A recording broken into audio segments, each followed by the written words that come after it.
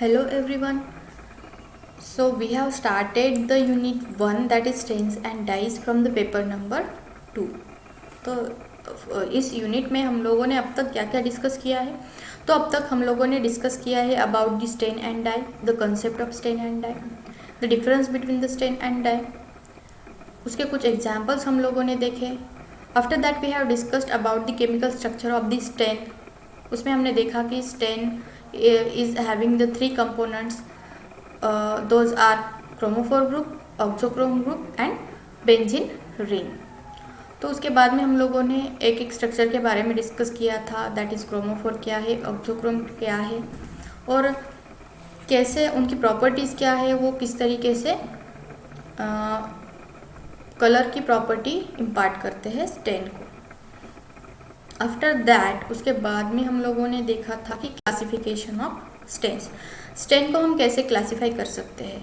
तो स्टेन को हमने 3 कैटेगरी में क्लासीफाई किया था on the basis of the charge present on the stain after the electrolytic dissociation. Stain का जब इलेक्ट्रोलाइटिक डिसोसिएशन होता है तो उसके बाद में उसमें जो क्रोमोफोर पार्ट है उसके ऊपर कौन सा चार्ज आएगा, इस बेसिस पे हमने स्टेन को कैटेगराइज किया था 3 कैटेगरीज में, which are acidic, basic and neutral stains. तो एसिडिक स्टेन्स क्या होते हैं? In general the stains which possesses or shows the negative charge on the chromophore part after the electrolytic dissociation। इसके हमने एग्जाम्पल डिस्कस किया था, that is यूओसिन, जिसका chemical nature होता है सोडियम प्लस एंड यूओसिनेट माइनस। तो ये स्ट्रक्चर भी हम लोगों ने देखा था। एक एग्जाम्पल दूसरा भी लिया था हम लोगों ने पिक्रिक एसिड का। इसके बाद में हमने देखा कि यूजुअली जो स्लाइड का बैकग्राउंड होता है उसे कलर करने के लिए एसिडिक स्टेन का यूज़ किया जाता है। इसके अलावा जो भी बेसिक कंपोनेंट्स सेल के अंदर प्रेजेंट होते हैं उनको भी स्टेन करने के लिए एसिडिक स्टेन का यूज़ किया जाता है। हमने उसके बाद में देखा कि बेसिक स्टेन क्या होते हैं। तो basic stains are those stains which shows positive charge on the chromophore part after the electrolytic dissociation. मतलब इनका जब भी इलेक्ट्रोलाइटिक डिसोसिएशन होगा तो इसका जो भी क्रोमोफोर पार्ट है it will show a positive charge. Positive charge है तो बेसिकली ये क्या करेगा, basic stains will stain the acidic components in the cell. जो भी एसिडिक कंपोनेंट्स होंगे जिनके पास निगेटिव चार्ज रहेगा उन्हें ये कलर करेंगे। तो इसका हमने एक एग्जाम्पल देखा था, that is methylene blue plus chloride minus. तो methylene blue plus is a chromophore part which is having a positive charge, so that's why methylene blue chloride, इसका नाम क्या है, मिथिलीन ब्लू क्लोराइड। तो this will be basic stain. Basic stain के अलग अलग examples देखे हमने, जैसे कि क्रिस्टल वायलेट है, सैफरानिन है, बेसिक फ्यूजिन है, कार्बल फ्यूजिन है, सुदान ब्लैक बी है, मेलेटाइट ग्रीन है। तो इनका वाइडली यूज़ किया जाता है माइक्रोबायोलॉजी में। इसका रीज़न हम लोगों ने डिस्कस किया था, that the surface of the cell is negatively charged and whenever we want to stain the cell only, उसका जब हमें सरफेस स्टेन करना है तो हमें क्या करना पड़ेगा, बेसिक स्टेन यूज़ करने पड़ेंगे, क्योंकि उनके पास उसके अपोजिट चार्ज है which is a positive charge. इसके अलावा जो भी न्यूक्लिक एसिड्स है और मेटाक्रोमैटिक ग्रैन्यूल्स है इन्हें भी कलर करने के लिए बेसिक स्टेन का यूज़ किया जाता है। Then we have discussed about the concept of the neutral stains.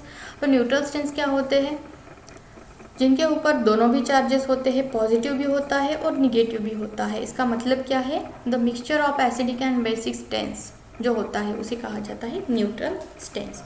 Neutral stains are those that shows both positive and negative charges on the chromophore part after the electrolytic dissociation. तो इसका chemical nature हम लोगों ने देखा, इसका example देखा सबसे पहले हमने कि that is Giemsa stain. Giemsa stain में क्या है, तो मिथिलीन ब्लू प्लस है, क्रोमोफोर पार्ट है जिसके ऊपर पॉजिटिव चार्ज है, और दूसरा क्रोमोफोर पार्ट है eosinate which is having a negative charge.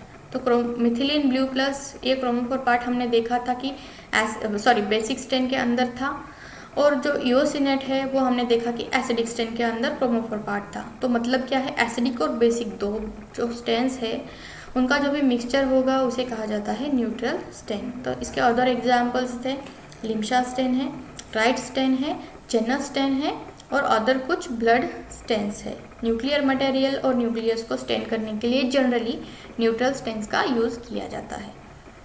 तो ये होने के बाद में अभी जो नेक्स्ट पॉइंट है जो आज हम पढ़ने वाले हैं from the unit 1, that is staining solutions. So staining solutions क्या होती है? स्टेनिंग सॉल्यूशन, अभी इसमें क्या होगा, स्टेन रहेगा, जो कि लिक्विड फॉर्म में हम स्टेन का जो भी सॉल्यूशन बनाएंगे तो उसे जनरली स्टेनिंग सॉल्यूशन कहा जाता है।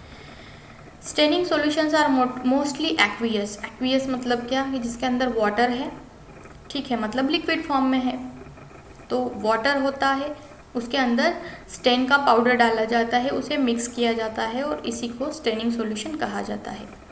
In some cases if the stain is water insoluble, कभी कभी क्या होता है कि ज़रूरी नहीं है जो भी स्टेनिंग पाउडर है, स्टेन का जो भी पाउडर है, हमने अभी देखा था कि क्रोमोफोर का देखा था हमने, पैरानाइट्रोबेंजीन का हमने देखा था एक डायग्राम, तो उसमें पाउडर्ड फॉर्म में था, येलो कलर की पाउडर थी पैरानाइट्रोबेंजीन की, इसका मतलब स्टेन पाउडर्ड फॉर्म में होते हैं। तो जनरली जो स्टेन पाउडर्ड फॉर्म में है, ज़रूरी नहीं है that powdered stain is soluble in water, कभी कभी वो वाटर में इनसोल्यूबल भी हो सकता है। तो ऐसे केसेस में क्या किया जाता है, स्टेन को अल्कोहल में डाल के उसका सॉल्यूशन बनाया जाता है, उसको लिक्विड फॉर्म में लाया जाता है, एक्वियस किया जाता है उसे। तो स्टेनिंग सॉल्यूशंस हम कैसे बनाते हैं? The aqueous medium used to prepare the staining solution can either be water for the stains which are soluble in water and it will be alcohol if the stain is not soluble in water. और उसके बाद में क्या किया जाता है, इस stand को डाइल्यूट किया जाता है। डाइल्यूट किया जाता है मतलब क्या कि इसमें बहुत ज़्यादा फिर से वाटर या फिर अल्कोहल को उसे ऐड किया जाता है और उसे डाइल्यूट किया जाता है। Alcohol is a decolouriser, therefore no pure alcoholic solutions are prepared. तो हमें मालूम है कि अल्कोहल डीकलराइजिंग एजेंट का काम करता है।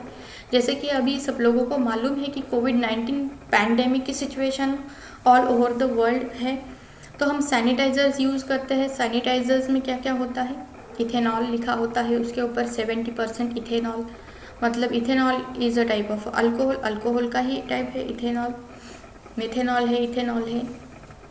तो जो अल्कोहल है तो ये डीकलराइजर्स का काम करते हैं, मतलब कलर्स को डीकलराइज करते हैं। तो हम यहाँ पे देख रहे हैं कि स्टेनिंग सॉल्यूशन बनाने के लिए हम अल्कोहल यूज़ कर रहे हैं, तो ये कैसे पॉसिबल है? तो डीकलराइजेशन कलर का ना हो, स्टेन का डीकलराइजेशन ना हो, इसलिए हम क्या करते हैं, कॉन्सेंट्रेटेड फॉर्म में सॉल्यूशंस नहीं बनाते हैं, हम इन्हें डाइल्यूट करते हैं और कम कॉन्सेंट्रेशन लिया जाता है। Solutions are generally contain low concentrations of stain, तो स्टेन का कॉन्सेंट्रेशन इनके अंदर बहुत कम होता है, लाइक 0.5% और 1%। तो परसेंट इसका मतलब क्या होता है, 0.5% means what, 0.5 gram of this staining powder when we add it in 100 ml volume, the volume can be water or alcohol, कुछ भी हो सकता है। तो इसमें अगर हम डालें, मतलब 100 ml में जब हम 0.5 ग्राम डालते हैं तो उसे कहा जाता है 0.5%। परसेंट का मतलब होता है 100। 1% का मतलब क्या होगा कि 1 ग्राम when we add in 100 ml it will be 1% solution। तो इतना कम कॉन्सेंट्रेशन में हम स्टेन को बनाते हैं। स्टेनिंग सॉल्यूशंस में जो भी स्टेन का कॉन्सेंट्रेशन होता है that is very low, which is 0.5 to 1%। Dilute solution बनाने का लॉजिक क्या है, क्यों डाइल्यूट सॉल्यूशंस बनानी है? Because the dilute solutions acts for long period and in general produce better results while concentrated solutions acts for shorter period. तो यही इसका रीज़न है, जो डाइल्यूट सॉल्यूशंस होते हैं उनका लाइफ पीरियड ज़्यादा होता है as compared with the concentrated staining solutions, so that we prepare the staining solutions in low concentration. Okay, तो ये था स्टेनिंग सॉल्यूशंस के बारे में। अभी इतना सब होने के बाद में जो नेक्स्ट पॉइंट है हमारा यूनिट में से, दैट पॉइंट इज़, ये नहीं है, जो स्लाइड्स है ये नहीं है, तो हमारा पॉइंट यहाँ से आगे जो है वो है स्मेयर बनाना। स्मेयर प्रिपरेशन, मतलब स्मेयर कैसे बनाते हैं। तो ये भी एक्चुअल सिलेबस में से पॉइंट नहीं है, सिलेबस में से इसके बाद वाला जो एक्चुअल पॉइंट है that point is a staining की मेथड्स, जिसमें सिंपल स्टेनिंग है, निगेटिव स्टेनिंग है और डिफरेंशियल स्टेनिंग है। But to understand the methods of the staining, we should know about some basic concepts in the microbiology and some basic equipments which are used in the microbiology lab. तो ये इन सब की जानकारी होने के बाद ही हम स्टेनिंग मेथड्स समझ सकते हैं। तो उसके लिए जो भी बेसिक पार्ट है वो बेसिक पार्ट आज हम डिस्कस करने वाले हैं, और ये होने के बाद में हम स्टार्ट करेंगे मेथड्स के बारे में। तो अभी ये सबसे पहले हम देखने वाले हैं the basic equipments in microbiology. Microbiology में कौन से बेसिक इक्विपमेंट्स यूज़ किए जाते हैं। तो सबसे पहला है निक्रोम वायर लूप। तो जो फर्स्ट डायग्राम है जिसके अंदर आपको एक लंबा सा नीडल दिखाई दे रहा होगा और उसके आगे एक लूप वाला स्ट्रक्चर है जो आप नेक्स्ट डायग्राम में देख सकते हो, जो छोटा सा सर्कल है उसे लूप कहा है। जो फर्स्ट डायग्राम में है उसका जो टिप है ऊपर वाला, तो वहाँ पे जो लूप है उसका ही जूम्ड डायग्राम जो है वो सेकेंड डायग्राम है। तो जो फर्स्ट डायग्राम है वो है nichrome wire loop. Wire loop मतलब क्या है, ये देख सकते हो आप, वायर के जैसा है और इसके आगे एक लूप बना हुआ है। निक्रोम वायर लूप इसे क्यों कहा गया है, because it is made up from the nichrome, that is nickel and chromium. Google पे आप सर्च कर लो निक्रोम क्या है, क्यों कहा है, पहले कौन से टाइप के निक्रोम वायर लूप था या कौन से टाइप के अलग लूप्स का यूज़ किया जाता था माइक्रोबायोलॉजी में, तो आपको पूरा उसका नॉलेज मिल जाएगा। तो फिलहाल बस हमें इतना मालूम होना चाहिए that there is a device in the microbiology which is called as a nichrome wire loop. इसका यूज़ क्या है, कहाँ पे यूज़ किया जाता है, तो निक्रोम वायर लूप को यूज़ किया जाता है माइक्रो ऑर्गेनिजम्स को एक प्लेस से दूसरी प्लेस में ट्रांसफ़र करने के लिए। क्योंकि हाथों से तो नहीं ले सकते हैं, कंटामिनेशन हो जाएगा। कंटामिनेशन नहीं होना चाहिए माइक्रो ऑर्गेनिजम्स को जब भी हम हैंडल करते हैं। कुछ माइक्रो ऑर्गेनिजम्स हार्मफुल नहीं होते हैं, बट जब माइक्रो ऑर्गेनिज्म हार्मफुल होते हैं हमारे लिए तो हम उन्हें हाथों से हैंडल नहीं कर सकते हैं, हाथों से पिक नहीं कर सकते हैं। तो उन्हें ट्रांसफ़र करने के लिए जो भी डिवाइस यूज़ किया जाता है उसे कहा गया है निक्रोम वायर लूप। तो इसे हमेशा स्टेरिलाइज करना पड़ता है जब भी हमें माइक्रो ऑर्गेनिजम्स को एक प्लेस से दूसरी प्लेस में ट्रांसफ़र करना है। उसी स्पेसिफिक टाइप के माइक्रो ऑर्गेनिज्म को अगर हमें ट्रांसफ़र करना है तो हमें इस लूप को स्टेरिलाइज करना होता है। इस लूप की ये खासियत होती है दैट ये जब हम इसे स्टेरिलाइज करने के लिए हीट करते हैं, तो हमें हीट कैसे करना है, इसे हमें 2 बंसन बर्नर्स लगेंगे। तो आपने बंसन बर्नर्स देखे होंगे केमिस्ट्री के लैब में, आपने एक्सपेरिमेंट्स जब परफॉर्म किए होंगे तो आपने बर्नर्स पे बहुत ज़्यादा वर्क किया होगा। तो जो बंसन बर्नर होता है उसे हमें जलाना है, ऑन करना है, और ये जो लूप होता है लूप को हमें उसके ऊपर होल्ड करना है। उसकी जो फ्लेम है बर्नर की उसके ऊपर हमें इसे होल्ड करना है। फ्लेम जैसे ही चलेगी तो ये जो लूप है ये रेड हॉट कलर का हो जाएगा, बहुत जल्दी हो जाएगा, with in few seconds, 2 to 5 seconds के अंदर ये पूरा रेड हॉट हो जाएगा। इसके बाद में हमें उसे फ्लेम से साइड में लेना है और ये 2 से 5 सेकेंड्स में ही पूरा कूल हो जाएगा। तो यही है निक्रोम वायर लूप की खासियत कि ये बहुत जल्दी गर्म होता है और उतने ही जल्दी ये कूल भी हो जाता है।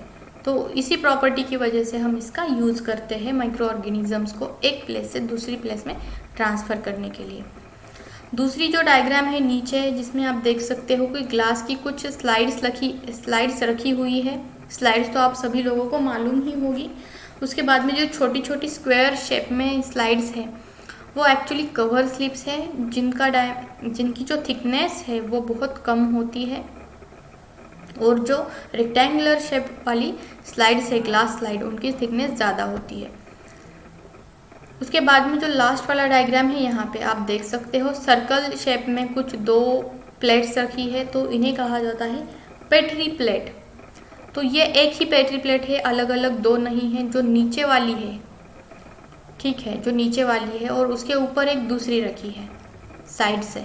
तो जो नीचे वाली है वो है उस पेट्री प्लेट का बेस, और जो ऊपर वाला है पार्ट वो है पेट्री प्लेट का लीड मतलब उसका ढक्कन, ठीक है। तो ये होती है पेट्री प्लेट। पेट्री प्लेट क्यों ज़रूरी होती है माइक्रोबायोलॉजी में? जो भी माइक्रो ऑर्गेनिजम्स होते हैं वो ऐसे ही सर्वाइव नहीं करेंगे, उन्हें सर्वाइव करने के लिए फूड चाहिए। जैसे हमें फूड चाहिए होता है सर्वाइव करने के लिए, माइक्रो ऑर्गेनिजम्स को भी फूड की ज़रूरत पड़ती है। तो उनका जो फूड होता है उसे माइक्रोबायोलॉजी में मीडिया कहा जाता है। क्या कहा जाता है? मीडिया या फिर मीडियम। ठीक है, तो ये जो मीडियम होता है इसे हम इस पेट्री प्लेट के अंदर डाल देते हैं और उस मीडियम के ऊपर या फिर मीडियम के अंदर हम माइक्रो ऑर्गेनिजम्स को ग्रो करते हैं। तो पेट्री प्लेट जो होती है वो अलग अलग साइजेस में हो सकती है, जैसे आप फर्स्ट डायग्राम में देख सकते हो। कुछ बहुत छोटी है, मतलब जिनका डायमीटर बहुत ज़्यादा कम है, कुछ बड़ी है।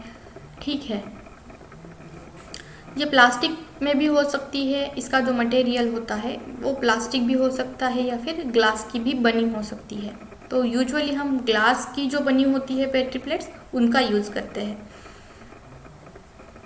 जो सेकेंड डायग्राम है इसमें आप देख सकते हो कि जो पेट्री प्लेट है, फर्स्ट डायग्राम में तो सभी पेट्री प्लेट्स ब्लैंक है, मतलब उनके अंदर कुछ भी नहीं है। जो सेकेंड डायग्राम है इसके अंदर जो भी पेट्री प्लेट है उसमें कुछ येलो कलर का आपको दिखाई दे रहा होगा। That yellow colour is nothing but it is medium, that is food of the micro organisms. तो माइक्रो ऑर्गेनिजम्स का फूड है। तो सेकेंड यूनिट जो है फ्रॉम द पेपर नंबर 2 उसमें हम देखने वाले हैं कि मीडियम क्या होता है, अलग अलग टाइप्स क्या होते हैं मीडिया के, तो उसके बारे में हम डिटेल में डिस्कस करने वाले हैं। फिलहाल तो बस आप इतना सिंपल वर्ड्स में याद रखो कि जो भी माइक्रो ऑर्गेनिजम्स का फूड होता है जिसके अंदर माइक्रो ऑर्गेनिज्म को ग्रो करने के लिए जो भी इसेंशियल न्यूट्रिएंट्स है जो भी, तो वो पूरे प्रेजेंट होते हैं, उसको कहा जाता है मीडियम। तो ये जो नेक्स्ट डायग्राम है इसके अंदर जो भी येलो पार्ट आप देख रहे हो दैट इज द मीडियम। तो ये जो पेट्री प्लेट है ये हो गई petri plate containing medium, that is food for the micro organisms.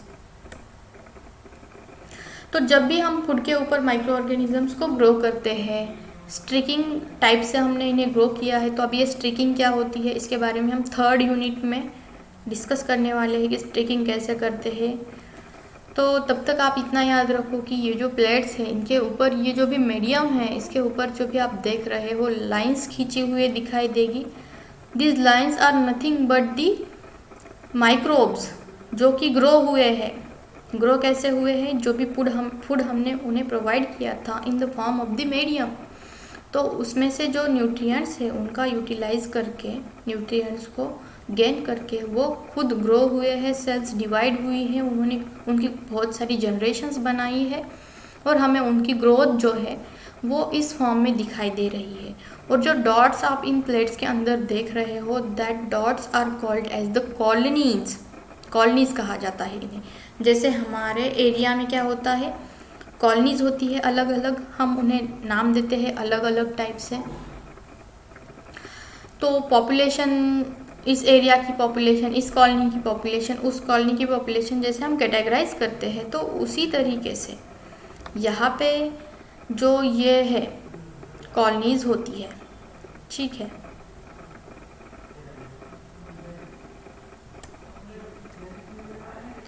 तो ठीक है, अभी जो बैक्टीरियल सस्पेंशन प्रिपरेशन, तो ये क्या है, सस्पेंशन क्या है, बैक्टीरिया का सस्पेंशन क्या है, इसे कैसे बनाना है, तो ये हम नेक्स्ट लेक्चर में डिस्कस करेंगे। तो फिलहाल बस इतना ही। Thank you.